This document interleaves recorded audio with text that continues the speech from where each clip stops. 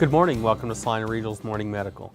Today's program, I have with me Carleigh Cozad. Carleigh is a pharmacist with Salina Regional Health Center. Wanted to have you on the program to talk about a new program that's being implemented, which is called Meds to Beds. So I guess the best way to start out is to have you tell us, what is Meds to Bed? Meds to Beds is a new service that we're starting out of our outpatient pharmacy, and it is a service that allows patients to fill their prescriptions in the hospital prior to being discharged. We will fill them just like they would be filled at any community pharmacy, and then they will be delivered to the patient bedside. We will counsel them on their medications and answer any questions that they might have and address side effects, and then we will also transfer any refills on those prescriptions to the patient's home pharmacy. We'll also do a pharmacist to pharmacist handoff to their home pharmacist so that they're aware of which medications they were given when they were in the hospital and what they're being sent home on.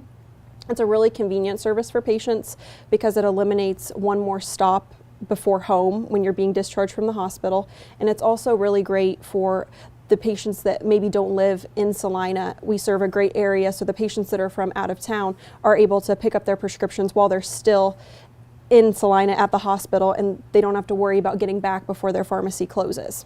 Carleigh, why was the program implemented?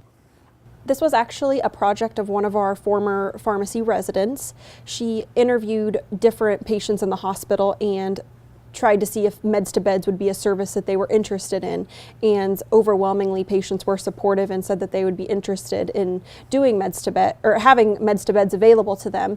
She then did a proposal and Meds to Beds got approved, and now we're just further on into the implementation process. Okay, you mentioned that. How about the timeline? What are you looking at? We are hoping to have some sort of a pilot for the system this spring and then be open to all patients by this summer. Okay. You mentioned that this is being done through the outpatient pharmacy, and I understand you have a new facility as well. Yes, we're in a beautiful new facility in the hospital lobby.